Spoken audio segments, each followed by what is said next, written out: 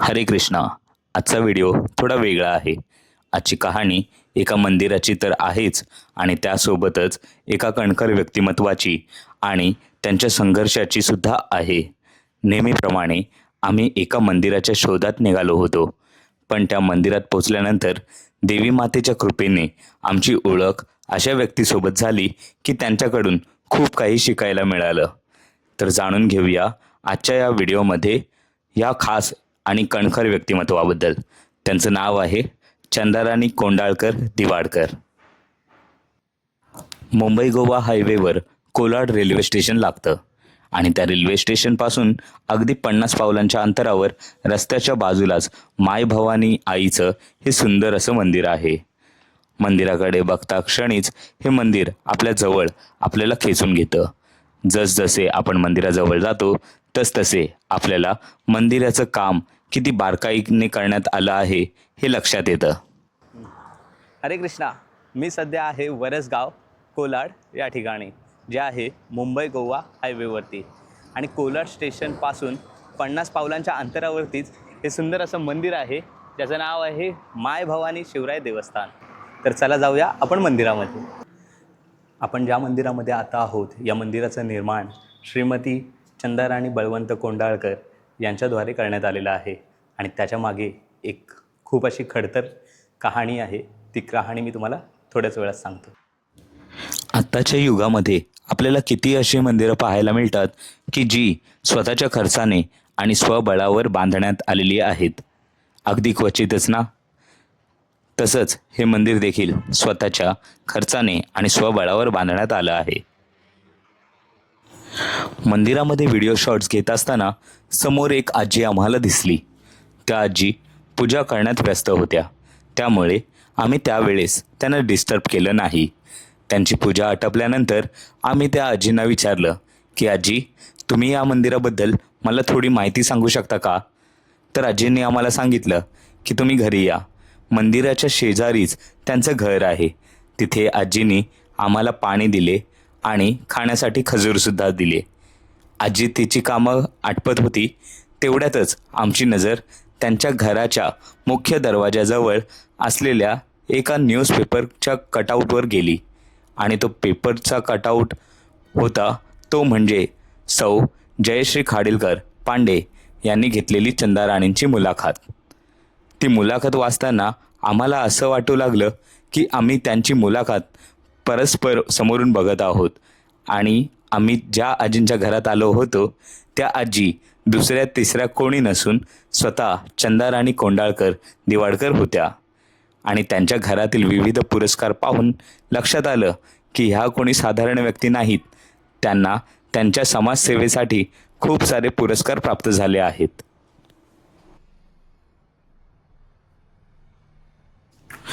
मी चंदाराणी यांना खूप रिक्वेस्ट केली की तुम्ही तुमच्या अनुभवाबद्दल 2 शब्द आम्हाला सांगा की जेणेकरून त्यातून आम्हाला काही मार्गदर्शन प्राप्त होईल.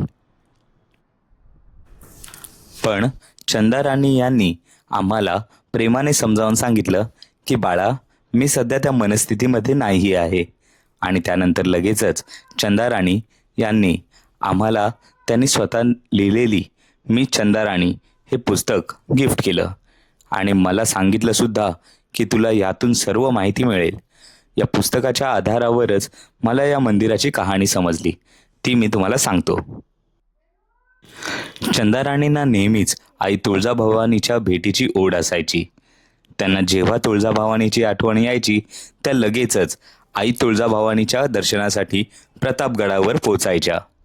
एकदा मात्र एक वेगळीच घटना त्यांच्यासोबत घडली. रात्रीचे 2-2:30 वाजले असतील तेव्हा त्यांना झोपेतून जाग आली. वेगवेगळ्या फुलांच्या सुगंधात आणि नाईट लॅम्पच्या प्रकाशात त्यांची नजर त्यांच्या दाराकडे गेली. आणि त्या रात्री त्यांना जगातलं सगळ्यात मोठं आश्चर्य दिसलं. चंदाराणींना विश्वासच बसत नव्हता.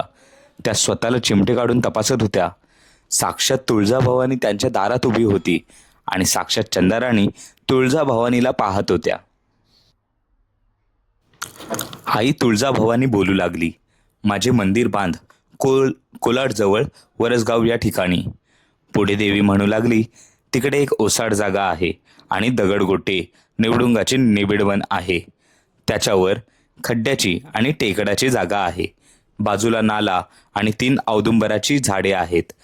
त्या जागेवर अष्टकोनाचे मंदिर बांध.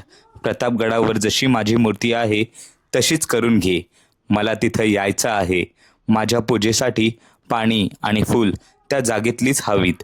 माझ्या ओटीला लागणारे साहित्य पण तिथलेच हवे. नाशिकवरून, दापोली, गोकर्णावरून या प्रकारची झाडे आण आणि लाव. पुढे देवीने चंदा राणींना चित्र दाखवले की कशा प्रकारची अलंकार आणि वस्त्रे आणि इत्यादी वस्तू हव्यात. मंदिराच्या गाभाऱ्याच्या डाव्या बाजूला चोर दरवाजा हवा. गाभारा 28 बाय 28चाच हवा. आजूबाजूला खोल्या असतील, त्यात माझे सेवेकरी राहतील. त्याच्या मागचे शेत, आजूबाजूची जागा तुलाच मिळेल. त्या शेताचाच भात मला हवा. पाणी कुठे लागेल, शंकराचे ठिकाण कुठे असेल तेही सांगितले. हे गणपतीचे क्षेत्र, हे दत्तात्रेयाचे क्षेत्र असे खूप वेळ बोलत होती ती. माझे डोळे उघडे असले तरी सगळे चित्र जसेच्या तसे उभे राहते. देवी म्हणाली, चल लवकर निघ, अवधी फार थोडा आहे, पुढचे सगळे मी करते. असे म्हणून ती देवी अदृश्य झाली. चंदाराणींनी कोंडाळकरांना म्हणजेच त्यांच्या पतीला जागे केले आणि पुढे त्या म्हणाल्या, अहो उठा उठा, अहो देवी आली होती आपल्याकडे. ते जागे झाले आणि म्हणाले, देवीला काही झोप बीप नाही का? तुझ्याशिवाय तिला कोणी गिराईक मिळाले नाही का? आता झोप, सकाळी उठून मला कामाला जायचं आहे. सकाळी कोंडाळकर उठल्यानंतर चंदाराणींनी टेप चालू केली. त्या म्हणाल्या, अहो जरा माझा ऐकता का? ते म्हणाले, ऐकलं रात्री. अगं हे कलियुग आहे. तुला देवी भेटली आणि बोलली, तू संत लागून गेलीस ना मोठी. सगळ्या जगाचं पुण्य तुझ्या वाट्याला आल्यासारखी बोलतेस. तुला संध्याकाळी डॉक्टरकडेच घेऊन जातो. तुझे या बाबतीतले वेडे पण अधिक वाढू लागले आहे. 2 दिवस गेले. परत देवी त्याच वेळेला मध्यरात्री हजर. म्हणाली, काय ग, वाट कोणाची बघतेस? कुणीही नसेल तुझ्या सोबतीला. ज्यांची तुला खात्री आहे ना, तेही कुणी नसतील सोबतीला. चल कामाला लाग.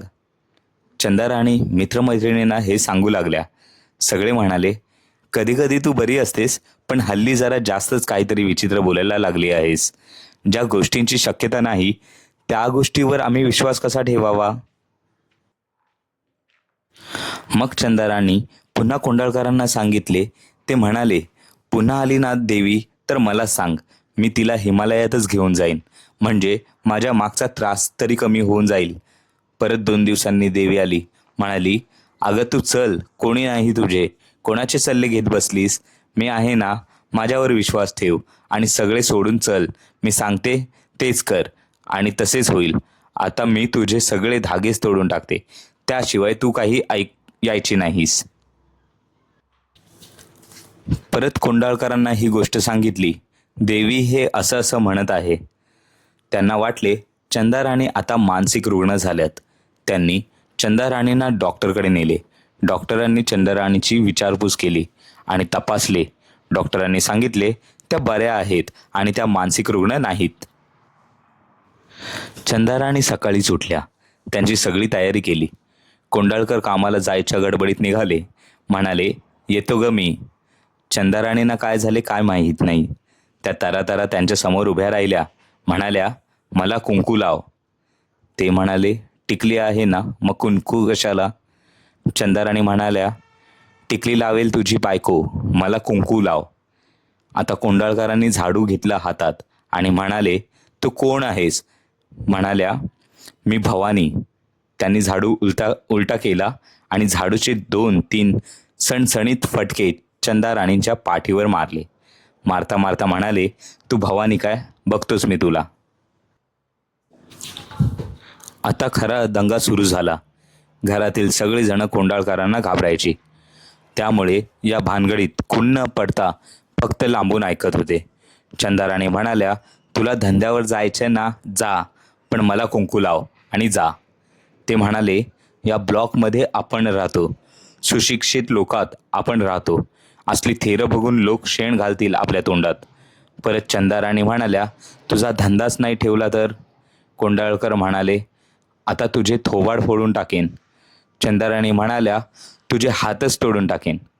चंदाराणीची आई पुढे आली आणि म्हणाली, अहो कुंकूच लावायचे आहे ना, लावा ना, उगाच नको नको तो ताप. ते म्हणाले, कसला ताप, माझा यावर विश्वास नाही आणि मी कुंकू लावणार नाही. चंदाराणी म्हणाल्या, अरे विश्वास ठेवायलाच लागेल, हे त्रिवार सत्य आहे. तू मला झाडूने मारतोस काय? असा मार पडेल ना तुला, मग कळेल. होत्याचं नव्हतं झालं ना, मग येशील पायाशी, मग पार चिकटून ठेवेन पायाशी, कुठेही जाणार नाही. जा जा, मी पण पाहतेच. कोंडाळकर कामाला गेले.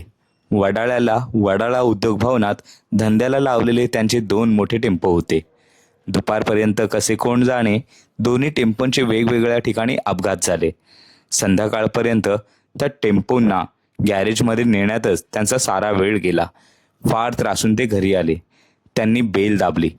चंदाराणींनी दरवाजा उघडला आणि अशा काही आविर्भावाने त्यांच्याकडे भुवया उंचावून पाहिले की त्यांनी चप्पलच हातात घेतली. परत तोच तमाशा. दुसऱ्या दिवशी कोंडाळकर प्लॅस्टिक मोल्डिंगमध्ये हँडल कसे काढायचे ते कामगाराला दाखवायला गेले, तर त्यांच्या उजव्या हाताचे अख्खे बोटच गेले मशीनमध्ये. बोटच कापले गेले. डॉक्टरांकडे जाऊन त्यांनी उपचार केले. दुकानातली माणसे होती सोबतीला. त्यांना चंदाराणी नकोच होते यायला. डॉक्टर वरच्या मजल्यावर होते. उपचार झाल्यावर कोंडाळकर मजला उतरायला लागले, तर चप्पलमध्ये पाय अडकून धाडकन पडले आणि त्यांचा पायच मोडला. मग परत त्यांना वर नेण्यात आले. पायाला आणि हाताला पट्ट्या घेऊन संध्याकाळी कोंडाळकर घरी आले. आता तर त्यांना चंदाराणीचं तोंड पण पाहायची इच्छा राहिली नव्हती. खूप नुकसान झाले 15 दिवसात, शारीरिक, मानसिक आणि आर्थिकही. कोंडाळकरांना खूप त्रास व्हायला लागला. त्यांनी एक स्टॅम्प पेपर आणला आणि बरेच काही लिहिले त्यावर. म्हणाले, तुला काय करायचं आहे ते कर, मला त्याच्यात गुंतवू नकोस. तू कामातून गेलेली केस आहेस आणि मला पण चालवशील. मी तुला कसलीही मदत करणार नाही. तुझ्या कोणत्याही व्यवहाराची जबाबदारी मी यापुढे घेणार नाही. आणि हातातल्या स्टॅम्प पेपरवर चंदाराणींची सही घेतली. त्यांना वाटले की ते संबंध तोडायला तयार झाल्यावर मी घाबरून जाईन. पण देवीचा तो तेजपुंज चेहरा, ते मंद स्मित, ते निश्चयी बोलणे चंदाराणी विसरू शकत नव्हत्या. एका बाजूला संसार आणि दुसऱ्या बाजूला देवी, या दोघांपैकी एकच गोष्ट मिळणार हे स्पष्ट झाल्यावर चंदाराणींनी देवीची बाजू घ्यायचे ठरवले आणि स्टॅम्प पेपरवर सही केली. सगळ्यात मोठा धागा तुटला होता. मित्रमंडळी आता टवाळ्या आणि मस्करी करत होती. जर हक्काचा नवरा या एवढ्याच्या गोष्टीला साथ देत नव्हता, तर दुसऱ्यांकडून काय अपेक्षा ठेवायच्या? देवीचे काम करायचे तर त्यांच्या दृष्टीने निव्वळ मूर्खपणा होता. ह्या घटनेनंतर चंदाराणींच्या आयुष्यामध्ये एकामागोमाग एक खूप संकटे आली आणि तरी देखील त्यांनी भवानी मातेने सांगितल्यानुसार मंदिर बनवण्याचं काम त्यांनी हाती घेतलं होतं आणि त्यांनी ते काम पुढे चालूच ठेवलं होतं. मंदिराचं कामकाज करत असताना त्यांना आलेला सर्व अनुभव त्यांनी मी चंदाराणी त्यांच्या या पुस्तकामध्ये लिहिलेला आहे. त्याच्यामध्ये त्यांना जमीन शोधण्यासाठी काय काय मशागत करावी लागली आणि नंतर मग मूर्ती बनवण्यासाठी काय काय मशागत करावी लागली. मंदिर बांधताना पाणी आणण्यासाठी त्यांना किती त्रास झाला ते देखील या पुस्तकामध्ये त्यांनी चांगल्या पद्धतीनं मांडलं आहे. चंदाराणींनी बांधलेलं हे मंदिर एक साधारण वस्तू नाही आहे. त्यांना कोणाचीही साथ नसताना त्यांनी या देवी मातेच्या आशीर्वादाने एकट्यांनी हा मंदिर बांधला आहे. चंदाराणींमुळे आपल्याला आई तुळजाभवानीचं म्हणजेच माय भवानीचं या ठिकाणी दर्शन प्राप्त होत आहे. त्यामुळे त्यांचं खूप खूप धन्यवाद. आणि तुम्हाला देखील त्यांचा हा प्रवास बघायचा असेल तर तुम्ही त्यांनी लिहिलेलं मी चंदाराणी हे पुस्तक नक्की वाचा. कारण का त्या पुस्तकामध्ये खूप सारे त्यांनी त्यांचे अनुभव शेअर केलेले आहेत. आणि व्हिडिओ आवडल्यास लाईक करा, कमेंट करा आणि सबस्क्राईब करा माझ्या यूट्यूब चॅनलला. हरे कृष्णा.